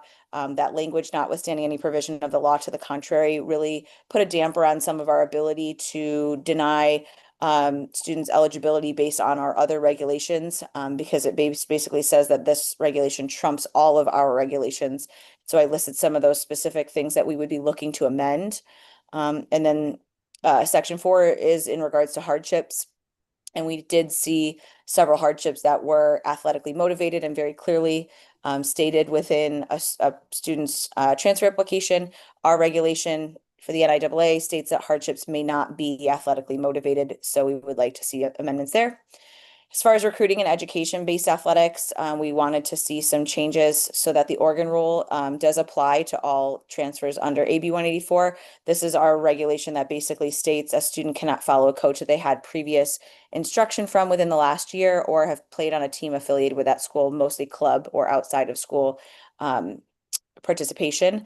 So we'd like to see some changes to that. As far as defining further what recruiting is, our regulations for recruiting are very specific and have examples of what is undue influence, which is a part of recruiting, whereas the definition in AB 184 is much more broad. There's also language in AB 184 that requires us, it says must be for a suspension, where it gives us no leniency regarding that recruiting violation, where we feel there's some that are more egregious than others. And we have in our regulations the ability to go up to 2 years. We like that flexibility to be able to determine based on the actual violation what is appropriate for that particular one. And then lastly, with the hardship and mental health provisions, we've felt that this really gives this roadmap to parents. They just need to pick from the list and say, I can get this and this, and that's what I'm going to do to get my kid eligibility. We've actually seen it happen several times where families have been denied eligibility and then they go and get the additional documents because somebody points them in the direction of this bill. And so we really want hardships to be authentic and them to provide the documentation they truly do have for that hardship from the beginning. And then there's just a small change that we would like to see with mental health. Currently, they get a letter from their current counselor at their brand new school regarding their mental health from a previous school, which to us doesn't really make a lot of sense because that individual hasn't been working with that student through that process from the previous school. We feel it would be more appropriate. So those are some of the things that we're working on for hopefully this next legislative session. Any questions? Hey, yes. Okay, Jenny, question on, obviously you have the comparison from 2024, and then in 2025, obviously the violations have obviously. What about transfer? What was it like from 2024 to 2025 to 2026? I'm sorry, I didn't really get that. Can somebody summarize it? On transfer data. Transfer data. You have 520 transfers from 25 to 26. What was the percentage of went up in that year compared to the previous year? Well, remember, Mr. Kennedy's point out, those are just transfers using 184. 184. Not, it didn't exist the year before, so we don't have data to compare. We don't have a total number of transfers from 1 year to the next. And it would be broken out by 184. Okay, Thank you. yeah. Thanks, Tim. Yeah, No so problem. I kind of got it now. Yeah, this is just very specifically related to those. We've had many other transfers that have occurred both this year and in previous years, but I don't have specific to say how many students transferred on those particular topics, as we didn't track that in that particular way in prior years. Your question would be very,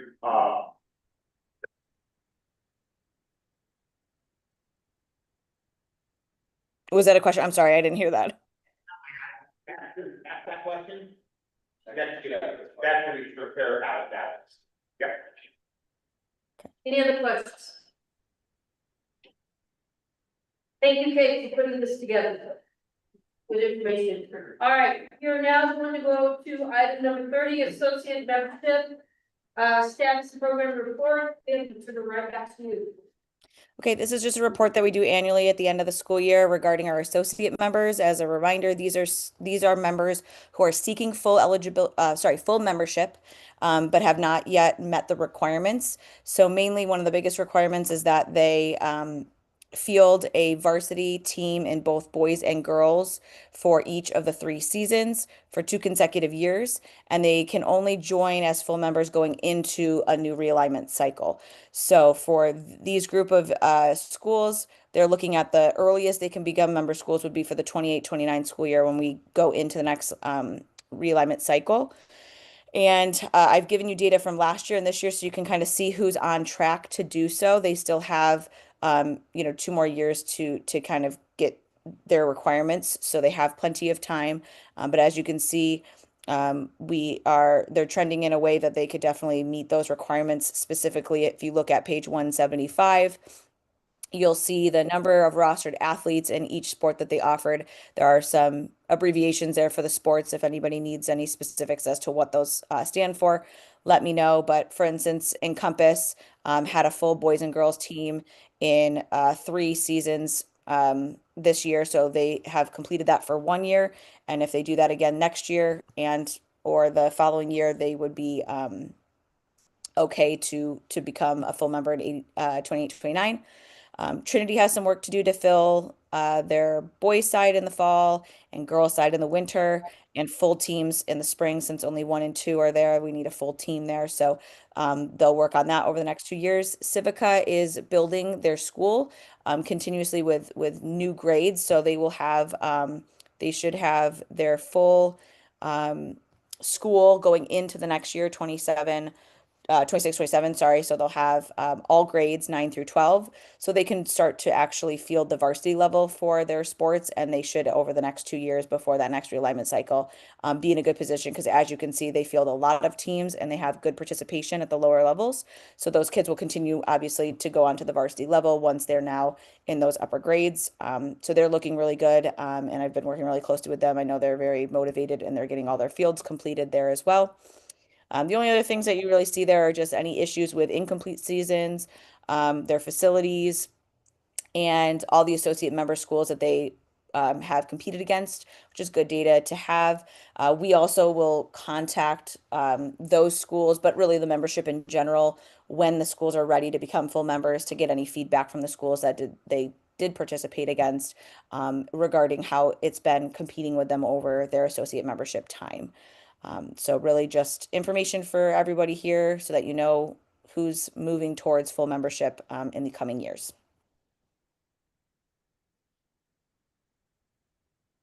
Mr. Anthony.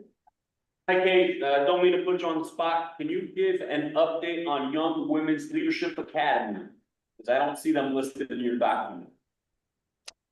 So they don't complete this yet because they haven't done an associate member year. This is just at the end of your first, however many years you've been an associate member. They are going into their first year as an associate member for next year. So they will complete this at the end of next year. Thank you. Okay, and I'm gonna follow up on Xavier with them. And I'm gonna ask Xavier. They have been on the schedule. The individual that represented the school stood in front of this board. And Xavier questioned, oh, we got to play football game tomorrow, you're gonna play, right? You're gonna be there, blah, blah, blah. For the sake of the board, they did not show up.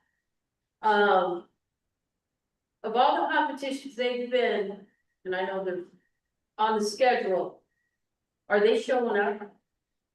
Mr. Anthony? Xavier Anthony, for the record. You are correct in your statement. They had 2 flag football games scheduled last year.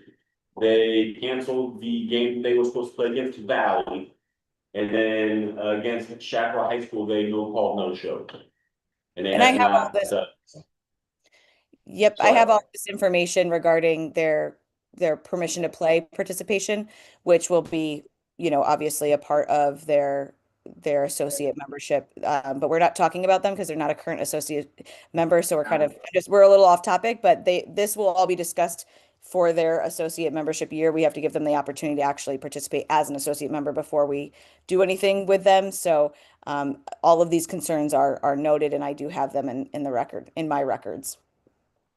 Okay, you're right, we just went off topic. No For worries. the board's information, you can have permission to play. And then you can also have associate membership. This is only people who have associate membership report, not permission to play. And I want to tie in our conversation, and I really like the fact that we have that new regulation coming forward that would help and assist with the fees that were assessed for teams that are non-CCSD, that regulation is gonna really come in. Ellen. Ellen Townsend, officials liaison. Kate, I know we listed the enrollment numbers. Is there a minimum number of contests per sport that they need to compete in? That's a good question. Not by regulation. There's nothing that says they have to compete in a certain number of, they just have to field a full team, and it's difficult because they're not in a league, so they are asking member schools to compete. So they have to fit into member school schedules. That can't go over they can only go one over their contest limit to add a associate member school. So there is nothing in current regulation that would say they have not completed the season, even if they played in one contest with a full team. Absolutely. So this maybe ties into what Xavier and Sloan were talking about, just when schools, these associate member schools make a schedule and then they don't fulfill that schedule, even though they had a competitor. Are we tracking that at Yes, all? and you'll see it, yeah, we track that. Okay. 170, yeah, on page 176, incomplete seasons, you'll see any indication of canceled contests or canceled programs if they didn't finish the season.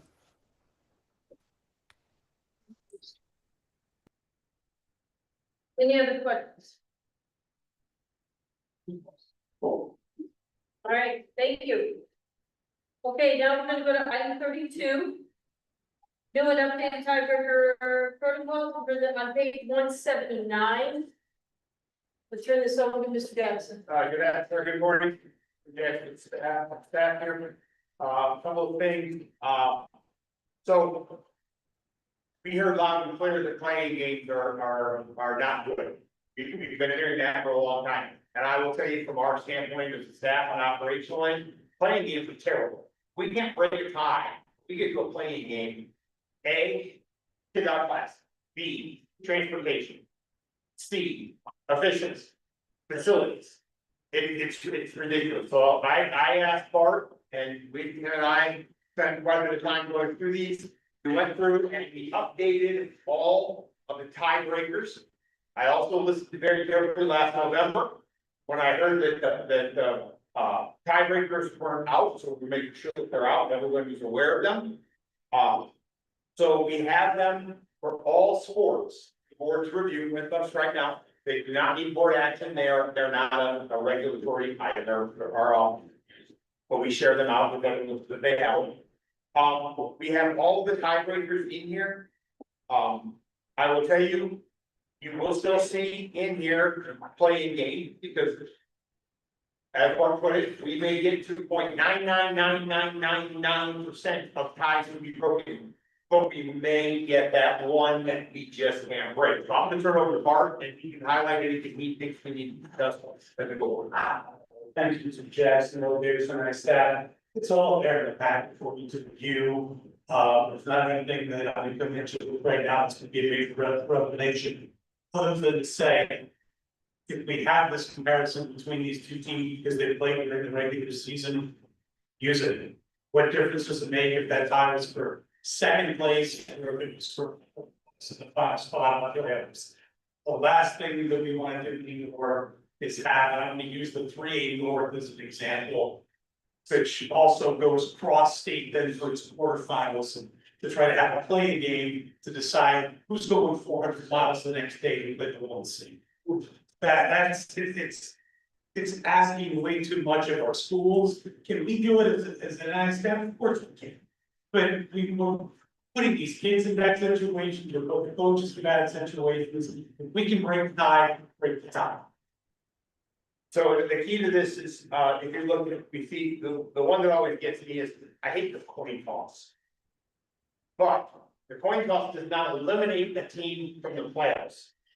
If it's, let's say we're looking at a 14 tournament and it's between 4 and 5, the coin toss will never decide who's going to be in or out. Because I can tell you, I have lost a coin toss over the phone. And to this day, I don't think Ray Matthews flipped that coin, he just called. He said, call it, I said heads, he said you lost. And I don't think he flipped that coin. I don't think he flipped that. But that being said, we wanted to make sure these were out, because when you have an Elko having to go to trucking on a Tuesday to break a tie, and then they drive back for a Wednesday, for one of them to drive another 400 miles, something's wrong there. We've got to get to the point where we don't do this anymore. So we went through each one of these tiebreakers to make sure we were clear. Please note that football has more tiebreakers than anyone else. Because we have the football tiebreaker for postseason qualifying teams, and then we have the postseason qualifying HRS eligible team. We have those tiebreakers in there as well. Soccer, 2 team and 3 team, more than 2 team ties. Volleyball, tennis, basketball, bowling, be there, any sport, we got it in here. You'll see flag football postseason, use only for seeding, there's some nuance in each and every one of them, but these will be published and posted for everyone to see. Any questions about any of the title? That way they're all out, and I will tell you, as a side note to this, going along with the tiebreaker, working very closely with Fusion Sports. They are implementing our tiebreakers into their system. And we will have an update on that implementation in September for meeting. We are rolling into that. I don't want to say slowly, we are rolling into it carefully so that we make sure everything is met and done correctly. Yes, Mr. Dunn. I'm not really that. I'm asking a question only because I think we're gonna eat lunch, so I don't know what's gonna happen, well, out of here when she shows up. We're moving quick, is my point. So just thank you for putting this together, I appreciate the clarity on tiebreakers and everything. This is gonna be posted website, is that right? Okay, and I guess, just double checking, this is not something the board needs to approve, this is just operation. Yeah. So that, okay. Yeah, it's just how we see the first. The process and what's. Okay, will this be, so I know it's gonna be posted on the website, I'm assuming also gonna do that, to communicate it to the coaches and schools, like the email perhaps or something, just say, that way, it's like from down, this start with us. So one of the things we do at for the postseason, we have postseason packets.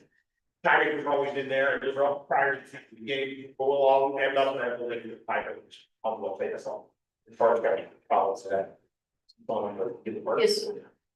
Thank you so much, Mr. Jackson. Yeah, we have on each sport page currently on our website, there is a great bar navigation menu at the top, it's a universal packet. Which where that's listed for everybody, Mr. Jackson said the postseason packet, you list out the who or why, tiebreakers are also in there. I will tell you that I generally get a dozen questions. How does this work? What is the tiebreaker? Did you look at the website? No. But then this is gonna be something too that we'll evaluate as time goes on. Because if we see something, hey, this one's something the correct, we didn't anticipate, we had a time that would go this way.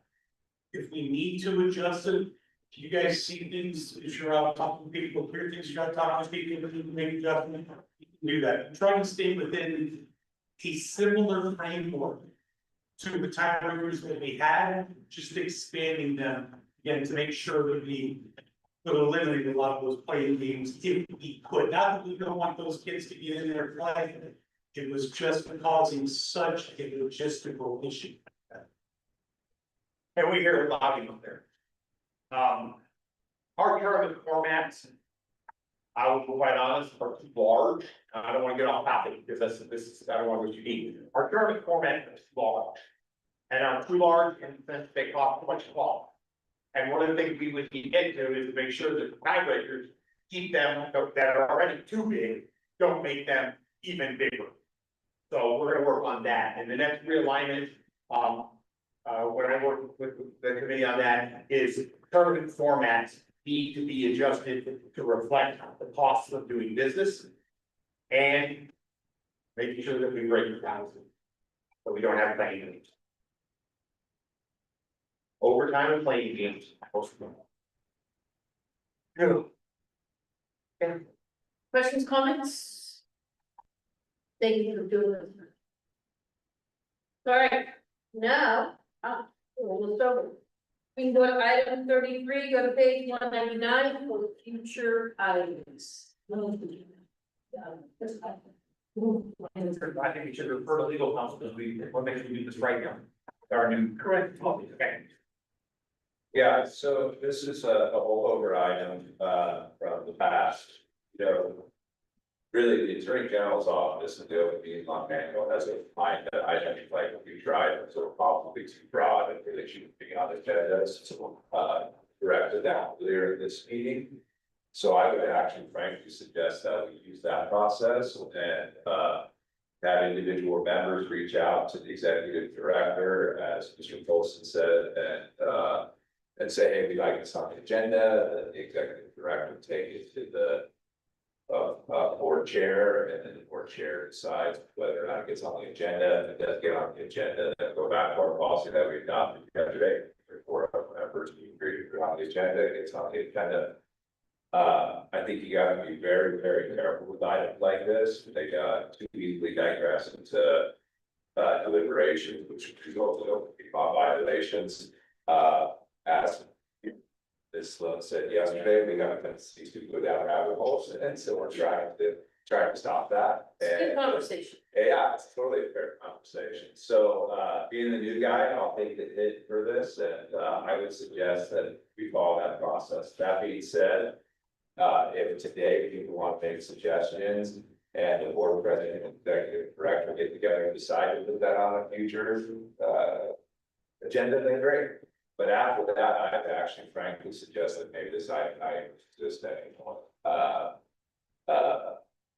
It really does lend itself to political issues. It really does. In fact, there was a specific opinion. Can't remember the exact section in the manual that specifically says things like board reports, which a lot of public bodies have, just said board reports are too broad.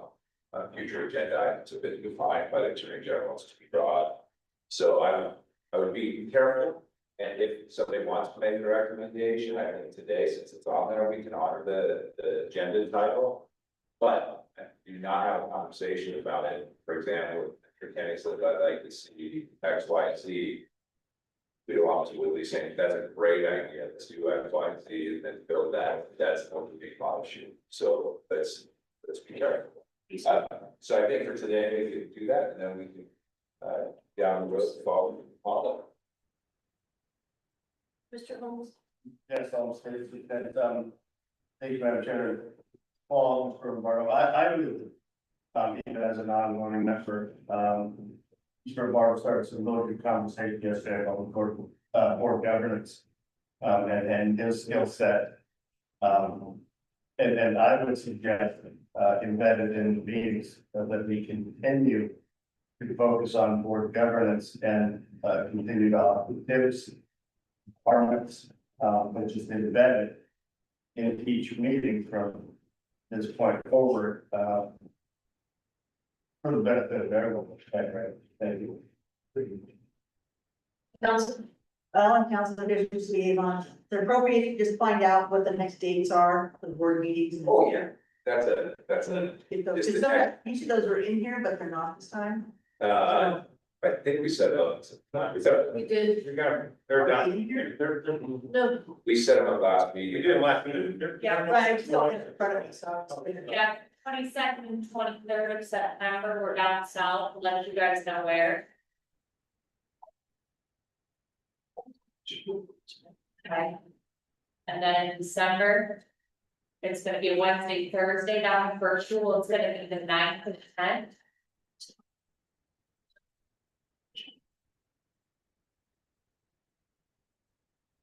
And then our next one is gonna be actually in person in the north, and that's gonna be March 16th and 17th, so that's back to a Tuesday or Wednesday. Now, I do know that that is CCSB's spring break, I believe. But I think we discussed that already. Again, okay. I know Mr. Whipperman asked me to bring that up. So, that's. And then the last one would be virtual, the summer meeting, and that'll be June 1st and 2nd, 2027, that's again at Tuesday or Wednesday. Mr. Groyer? Yeah, I was Your just, hand up. yep, I was just gonna agree with Neil on the process for adding anything brand new. My only thought on keeping the future items as just an information only item is for staff to recap those items that were voted on to come back. I think that's just a good practice. Everybody knows those few items. So there was a few of them that were voted on, one being the 6-quarter regulations for football and the policy to come back. So I don't know if that's, still something that we'd want to keep on. I just want to kind of throw that out there since we do recap some of those things that are voted on and that will be coming back to the next meeting.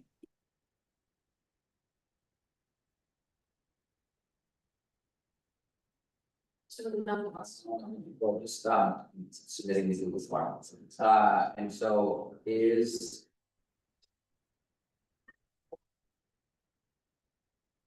So, we're good, this is a question, or I guess, helpful, the Google form thing, each items, is, all it says in here, I can ask a question about this, I might ask a question about this. Why don't we do this off, you can ask me a question solo, that doesn't violate the open meeting law, and so I can have you hang out after the meeting, if you want to do that. Yeah, it's fine, I mean, it's honestly just a request of staff, have like something in this form, so it's like. Oh, okay. Yeah.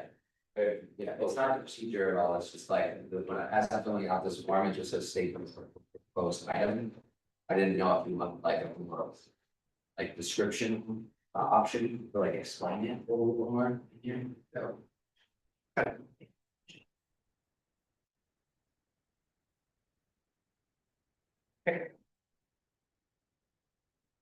We're good, right? You understand going forward? Okay. All right, here now, going to go to public comment. Page 200. This time provides an opportunity for citizens to address the board about any matter not on the agenda.